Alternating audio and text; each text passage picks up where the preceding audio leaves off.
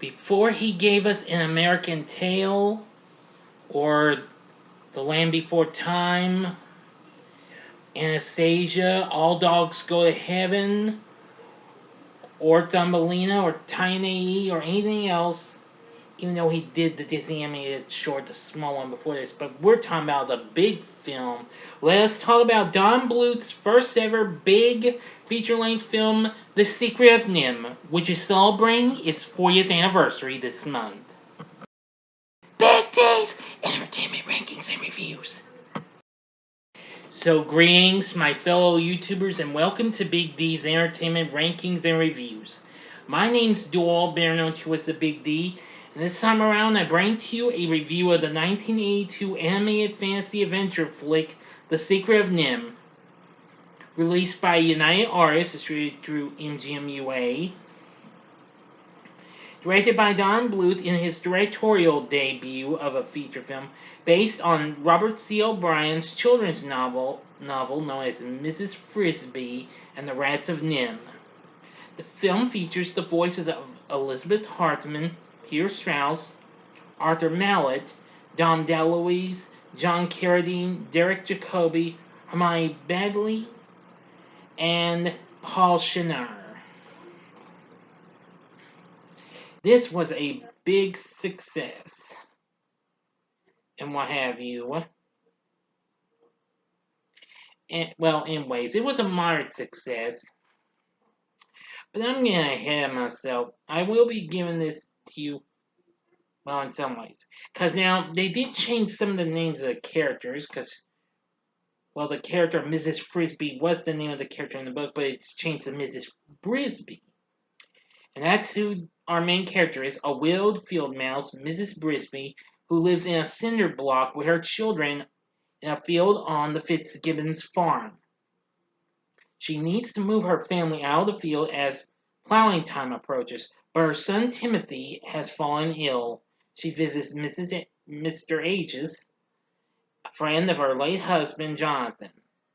Aegis diagnoses the illness as pneumonia and provides Brisby with medicine and warns her that Timothy must stay inside for at least 3 weeks or he will die. On her way home, Brisby befriends Jeremy, a clumsy but friendly crow. They both narrowly escape from the Fitzgibbons cat, Dragon. The next morning, Brisby discovers that Farmer Fitzgibbons has started plowing early. Although her neighbor, Auntie Shrew, helps her disable his tractor, Brisby knows she must devise another plan. Jeremy takes her to meet the Great Owl, who tells her to visit a colony of rats that live beneath a rose bush on the farm and asks for the services of Nicodemus, their wise and mystical leader. Brisby enters the rose bush and encounters an aggressive guard rat named Brutus, who chases her away. She is led back in by Aegis and is amazed to see the rat's use of electricity and their technology. She meets Justin, the friendly captain of the guard, Jenner, a ruthless and power-hungry rat opposed to Nicodemus, and finally, Nicodemus himself. From Nicodemus, she learns that many years ago, the rats, along with her husband and Aegis, were part of a series of experiments at the National Institute of Mental Health, or NIMH for short. The experiments boosted their intelligence, enabling them to escape as well as extending their lifespans and slowing their aging process. However, excuse me, everyone, I'm a little tongue-tied and maze. However, they are unable to live as typical rats would and need human technology to survive, which they have accomplished only by stealing.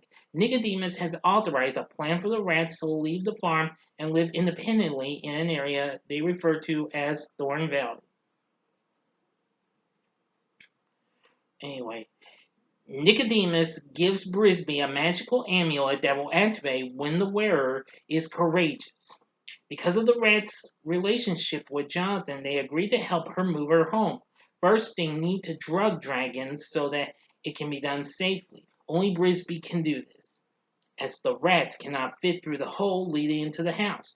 Jonathan was killed by a dragon in a previous attempt while Aegis broke his leg in another. That night, she puts the drug in Dragon's dish, but the Fitzgibbon's son Billy catches her. While trapped in a bird cage, she overhears a telephone conversation between Farmer Fitzgibbons and the staff of NIMH and learns that the Institute intends to exterminate the rats in the morning. Brisby then escapes from the cage and runs off to warn them. Okay, now for the final act and the ending. As always, you know the procedure. You have 5 seconds to stop this video. Go to the description box below. Fast forward to the time below. If you've seen the movie already, please continue. Thank you. And here we go.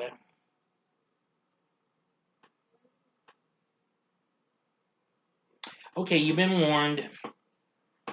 As a rainstorm approaches, the rats begin moving the Brisby home, with the children and Auntie Shrew inside using a rope and pulley system. Jenner, who wishes for the rats to remain in the rose bush, sabotages the assembly with his reluctant accomplice Sullivan, causing it to fall apart and crush Nicodemus to death. Brisby soon arrives to warn the rats about NIMH's arrival, but Jenner attacks her and attempts to steal the amulet. Sullivan alerts Justin, who comes to Brisby's aid. Jenner mortally wounds Sullivan, but is injured by Justin in a sword fight. As Jenner attempts to attack Justin from behind, the dying Sullivan throws a dagger into his back, killing him. The Brisby home begins to sink into a mud puddle, and Brisby and the rats are unable to raise it. Brisby's will to save her family gives power to the amulet, which she uses to lift the house and move it to safety. The next morning, the rats, with Justin as their new leader, have departed for Thorn Valley as Timothy begins to recover. Jeremy soon meets Miss Wright, another crow, who is just as clumsy as he is, and they fall in love in the story. So what did I think of The Secret of NIMH? I gotta say, I do love this movie. This was a film I do seem to remember from my childhood in what have you. I may have rarely remembered seeing it as a child, because American Tail and The Land Before Time and All Dogs Go Ahead, which were Bluth's next 3 films, were ones I do recall seeing in my youth. But later on, I would see The Secret of NIMH, and I think it's just so incredible.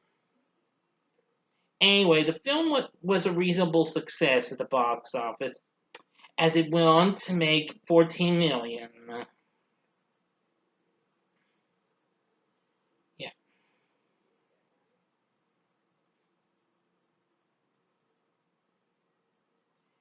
Anyway, although it was in competition with E.T., which was directed by future Bluth partner Steven Spielberg, who of course would work with Bluth on An American Tail and The Land Before Time, it performed better in those theaters. In its release, which originally opened in 100 theaters for its limited opening before it went to only 700 later on.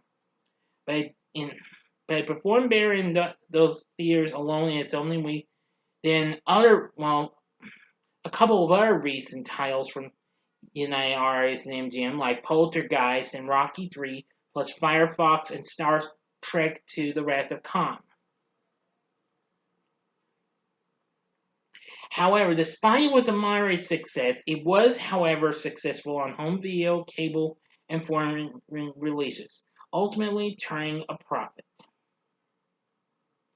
So anyway, yeah, I really liked and what have you, and it's just so incredible. Now, I like the story and everything. It's really something, and I really think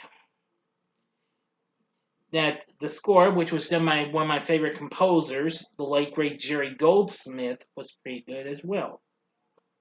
It also had a great soundtrack, which included the song Flying Dreams, which was performed by Paul Williams, who, of course, most of y'all know him best from the Smokey and the Bandit franchise as Little Ennis, and he also had recently done work on Muppet movies and TV specials as well. Really something. That was a pretty good song. Anyway, it got good reviews, and I really liked it for what it provided. The characters were good, and the story was good. So was Jerry Goldsmith's score. Now, our voice acting cast starts with Elizabeth Hartman as Mrs. Brisby. Voicing Jeremy is Dom DeLuise, who would certainly be no stranger to Bluth's films later on, as he later go on to lend his voice to Tiger in American Tail and Itchy in All Dogs Go to Heaven. Peter Strauss voices Justin. Arthur Mallet voices Mr. Aegis. Derek Jacobi voices Nicodemus. Paul Shinar voices Jenner. And John Carradine voices the Great Owl. Hermione Baddeley voices Auntie Shrew. Aldo Ray voices Sylvan. Now, her kids had some pretty big voices. Well, a couple of them did. Voicing Teresa Brisby is future Beverly Hills 90210 star Shannon Doherty. Of course, she would be in the short-lived dramedy series Our House before 90210, if you don't remember that. I didn't even know about that show. Future Star Trek The Next Generation star Will William voices Marion Brisby, and Anna Freed voices Timothy. The young, and I believe it's the young Cynthia's, done by Joey Hicks. See, we have Tom Hannon as Farmer Fitzgibbons and Lucille Bliss as Mrs. Fitzgibbons. Joshua Lawrence voices Billy, and Miss Wright is voiced by E. McClurg. So anyway, this was just so good. A great voice acting cast. Anyway, with everything said about this, with a great, story, great cast of characters, great voice acting, great score. Oh, yeah, I almost forgot. Considering it was a G-rated animated feature, it did have some, dark moments, but at least I don't think it bothered kids much. At least I don't think it did, but who am I kidding? It was only 2 when this came out. So with everything said, would I recommend The Secret of NIMH? I would say, in a clean way, yes. Give it a try. I think you'll like it. Now, about 16 years later, it was followed by a direct-to-video sequel, The Secret of NIMH 2, Timmy to the Rescue, which was made without Bluth's involvement, just like All Dogs Go to Heaven 2 would be. But it was met with poor reception. I never saw it. I didn't think I would enjoy it much.